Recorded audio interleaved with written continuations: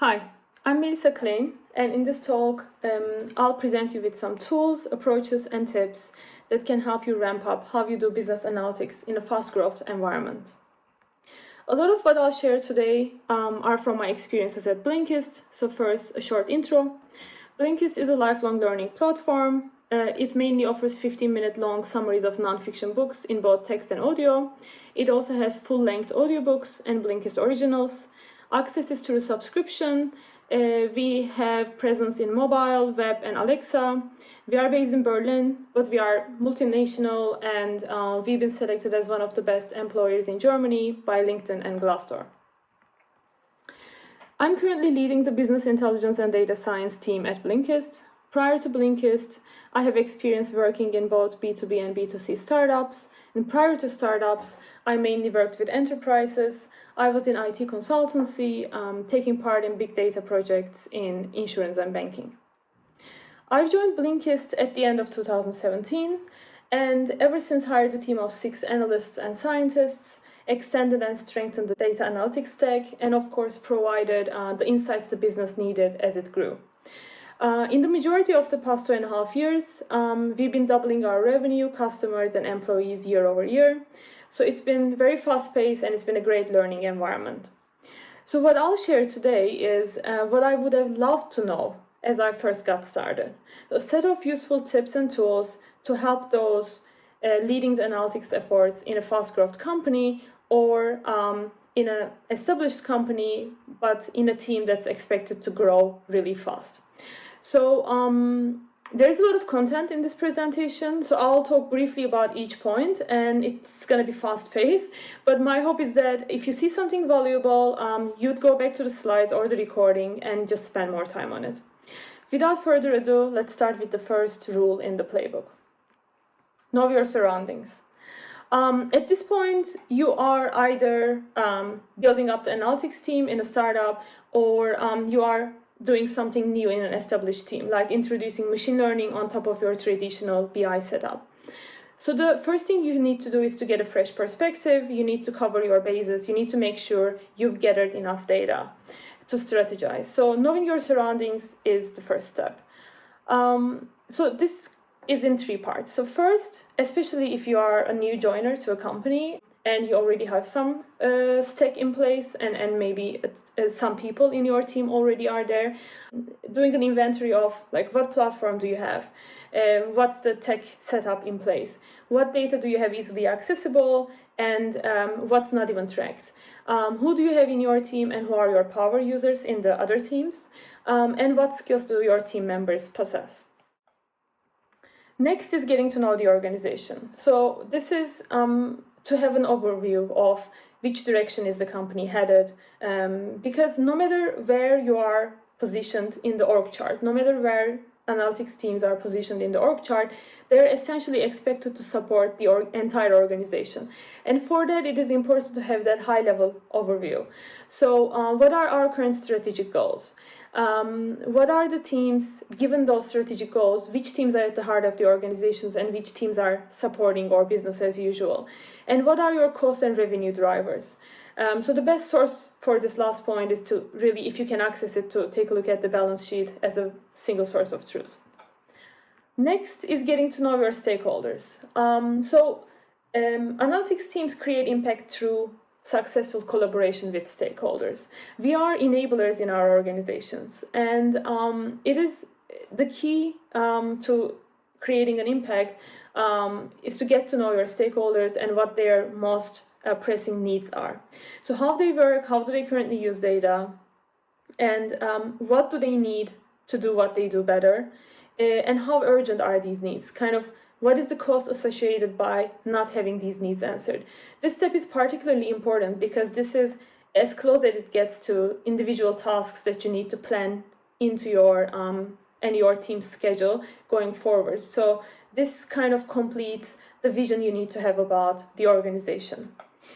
And at this point, you've reached a milestone. Like, you have a vision, you have visibility over the organization and your team. Now you need a way to translate this into a plan that tells you what exactly you need to do next. So for this, I'd like to use something that I call the value prioritization matrix. So I'll reveal the full matrix step by step in a few quick slides, so bear with me. This is a 2x2 matrix, and the needs we've collected from the stakeholders will go into the quadrants, while their urgency defines which quadrant they land in. So it's easier to start with the top 2 quadrants first and distribute items that should be done ideally in the upcoming term or later. And term being defined as whatever your planning period is, 1 month, a quarter, half a year. It depends on how much further you want to see. So all the information you gathered about the company priorities and the cost associated with them come in handy here, right? So you know exactly what's must have and what's good to have. And next, we introduce the second dimension, which is the resources you have to answer these needs. So yes, stakeholders need these, but do we have, can we realistically cater for these needs? So when you think about, given the resources you have, what you can realistically do now and what has to wait, you start to move some of the items to the lower quadrants of the matrix. So now everything is kind of more evenly distributed throughout the matrix, and you already have a good sense of what you can do now and what has to wait, so you can manage expectations a little bit and plan. So the next step is kind of assigning each quadrant a respective action. So the first part is your to-do list. It's pretty straightforward. Stakeholders need it, you can do it, why not do it? So this is gonna end up being a very long to-do list, most likely. So the next quadrant is what you need to plan for. Your stakeholders need it now, but you can't do it right now, maybe because you don't have the data in place or you don't have the skill set in the team. So the action with this is that to ask yourself, what can I do now to be able to check these off next term? Do I need to hire? Do I need to get a training to get the right skill set? Do I need to build a pipeline so that I can ingest the necessary data? Whatever it is that you can do right now that will enable you to check off these items in the next term, just come up with those and add them to your to-do list as well. The next quadrant is where you can disrupt. So this is the part where stakeholders think that they don't really need it right now, but you can provide it. This is like we often don't have this kind of opportunity in place, but sometimes we just simply need to create resources to do it because we see value in it. So the question to ask here is, would it create value? And if yes, how can you create awareness now so that when you build it up, it's going to be appreciated? A good example for this is self-service BI in a company that is not used to it from day one. So it might be that every request comes to the BI team and the BI team kind of provides for the whole company, but you might see that that's not going to scale and we will soon become a blocker. So we need to come up with a way that is more self-service, and also we need to change the way the data culture is in the company. So you might want to create that awareness and start transforming into a more self-service environment. So for this, your stakeholders might not see the value immediately, but maybe, for example, you could take your most influential stakeholders to listen to some other companies that are doing this well to kind of help them have the same vision that you do. So, for example, organizing those meetings and meeting with those companies would be what you can do right now so that you can disrupt later on. And the last part is the part basically stakeholders don't need it right now, you can't do it, why bother? So you park the items there. They kind of sit there until they become relevant, and when they do, you move them around. I know this can be good case practices you heard in a conference, you heard from somebody else, from a different company, read somewhere. You keep it somewhere, good to have. You might come back to it, but it's not something that you would think about right now. So I'm just gonna fade that out. And so going forward, what I'll focus in this talk is just the plan and the disrupt part, because I'm assuming the do section, like how do you get through your to-do list and so forth. First of all, that's very organization and team specific, and it gets very detailed, and I'm sure this can be a whole talk on its own. But what I want to focus on is that how can we efficiently plan and disrupt so that we actually have more resources to work on the pressing needs. Because when you plan for the future and when you create awareness so that you can disrupt, what you do is that you steal resources for something that you will create value later on. What you want to do is you want to maximize value at all times, right? So doing those efficiently will give you more room to just answer pressing needs as you go, churn out analysis and models. And this is, in a fast growth company, this is exactly what you want to do. So that brings me to my next rule. What you can do now is limited by what you want to do in the future. So keeping this in mind as leads in analytics teams or people of influence, of decision making, we need to keep this in mind and we need to really allocate our resources accordingly. And there's a few tips and tricks to do that in an agile way that I will share. So we talked about the analytics resources. This is what we looked at initially, but this is less like a list of items, but more like a pyramid, in my opinion. So because there is a hierarchy to this. You can track everything, you can have all the data, but if you don't have the right platforms, it's not that easy to access and wrangle that data. You can have a lot of data, but if you don't have enough people, you simply can't do as much you want with it. And you can have a lot of people, but if they all have the same skill set, same background, then the breadth of analysis you can make is going to be limited. So there's a hierarchy to it. And for most companies, the platform and the data is mainly set up, or this is something we learn at uni, we prepare for this. But hiring and building up the right skills is something that we learn as we go. And that's why I want to share a few tips about those 2 points in particular. So first, people. So early hires especially is the key to getting started on a fast pace. And the early hires also require a different mindset than hiring in an established company where you have very clear job descriptions and very clear expectations of people. So initially when you are hiring, you need to pay attention to like 3 things. I learned 3 lessons, or say 3 things that I keep in mind when I'm hiring.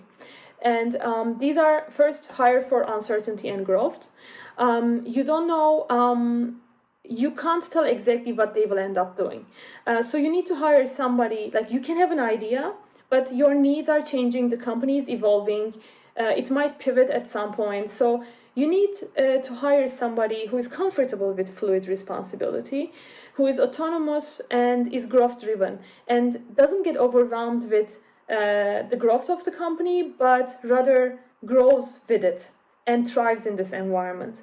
So with this in mind, generalist hackers are more valuable to you than specialized experts.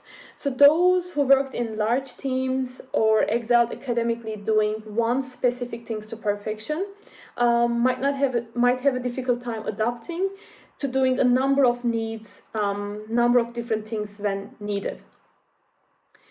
So those who have experience working end-to-end and full stack are potentially better fits. And lastly, in my opinion, the most important point, most important lesson I learned is that the stakeholder vote in hiring is very important. So I initially thought I hire a skilled analyst and it will work out, right? But if the analyst cannot give the stakeholder the confidence they need, their skills are worth much less. So essentially, the perceived skill set from the stakeholder side is what really matters, and for that reason the stakeholder opinion on the candidate is more significant. So if you don't have them in the hiring process, make sure to include them and really get their buy-in. Next, I'll talk about the skill set aspect of things. So let's say you currently hired the people with the right mindset and skills, great. But your company is evolving and your needs are changing. So most companies starts with descriptive analytics. Oh, let's report on how we are doing. And great. we are golden. And next comes predictive analytics. Hey, let's be able to predict what will happen early on so that we can act on it. And then you do that. But then comes when you reach a certain level of maturity, you have your data available, you have your stack that is very solid, and you want to do machine learning, right? You want to develop models that learn and evolve over time and get stronger. You have enough data, you can train it, why not do it? So to stay competitive. So, but however, your team then needs to evolve into having these skills, or you need to continue hiring with the right skills while still keeping the existing members relevant. So it's interesting that you can't just hire, but you need to also develop the existing team members. So I had this challenge when we first wanted to transition into doing data science from traditional BI. Having so much content in our app, it became difficult for our users to discover relevant content. So we wanted to personalize the experience by having recommendations. By the time we needed that, I only had one data scientist fresh out of master's. She was and is super smart, but recommenders required a special expertise that she didn't possess at the time. So while being an Amazon Web Services company, we were considering to use SageMaker, their machine learning platform. So when me and my boss were attending the AWS Summit in Berlin, we reached out to our account manager, we reached out to them and said, hey, we want to be in one of your accelerator programs. You want to push SageMaker and we want to do machine learning. Let's have a good case practice together. And they granted our request, and it was an intense couple of days program. And with the end of it, we had our first recommender ready. And it wasn't even a simple one. It was a deep metrics factorization, exactly what we needed at the time, what we were aiming for. So the lesson I learned there is that your service providers are your partners, they are your assets, and you can definitely leverage them, especially if you find win-win situations. So don't be shy from just reaching out and requesting these things and saying, hey, we want to be very good at this and we want to do it with you. And then you'll find a partnership coming your way with a very, very low, almost no cost. And the next thing is that when I wanted to hire a senior data scientist, I again had stumbled upon a wall, because it's a very highly demanded role, not a lot of seniors with the right level of seniority we wanted for the tasks that we had in hand.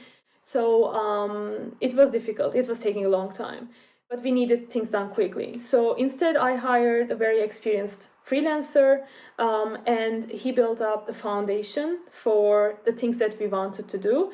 And the less experienced, the junior data scientists that we had in the team could build on top of that. So we could already do a lot of things before we had senior data scientists in the team, because we simply built the foundation with a freelancer. So next, I want to talk a little bit about how to disrupt. Whenever I found the confidence in me to be a strategic partner to the executive team at Blinkist, it was received positively. Every industry will be shaped by data to some extent in the future. And therefore, if we rise to the occasion, us as analytics professionals are in the position to become pioneers and influencers. It is important to keep that mindset and confidence and not shy away from disrupting the status quo when necessary and advising people who can do so when necessary.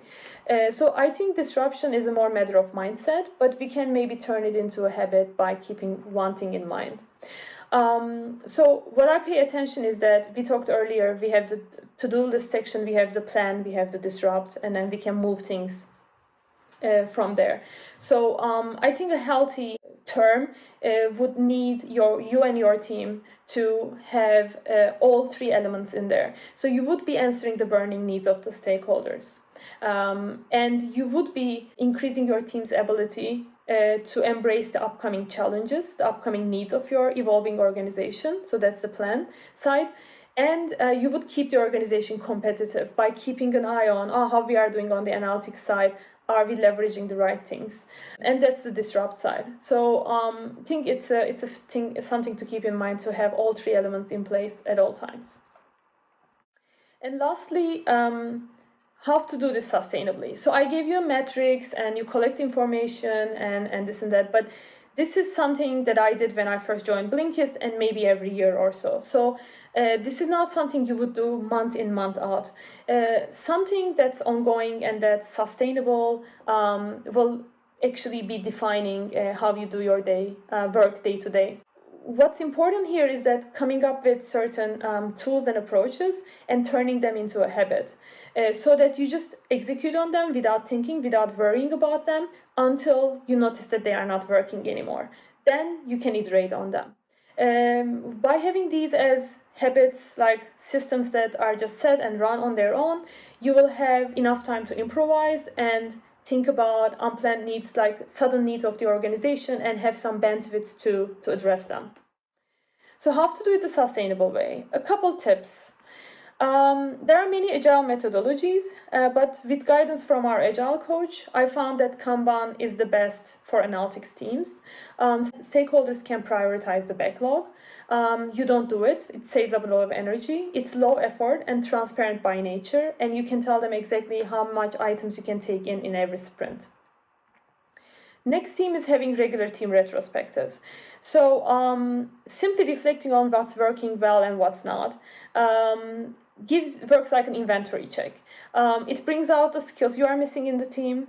It brings out the skill set that are not used in the team. If your team is stretched and stressed, it comes out so you can plan out, maybe I should hire somebody else, I didn't see this coming.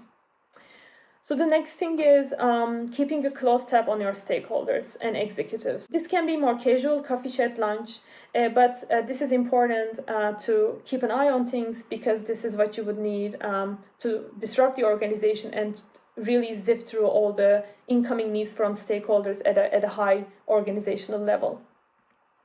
And lastly, allowing yourself enough time to think and process will help you connect all the dots and be in control. When our companies are growing fast, we might feel like the change is happening to us and that we are simply trying to catch up. So taking a step back allows us to have a broader worldview on things and give us the much needed perspective on how we can impact our organization the best. So yeah, that was my very fast, very dense 2 cents on doing business analytics in a fast growth environment. Please feel free to connect with me and reach out to me if you have similar challenges and just wanna connect. Cheers from Berlin. Thank you.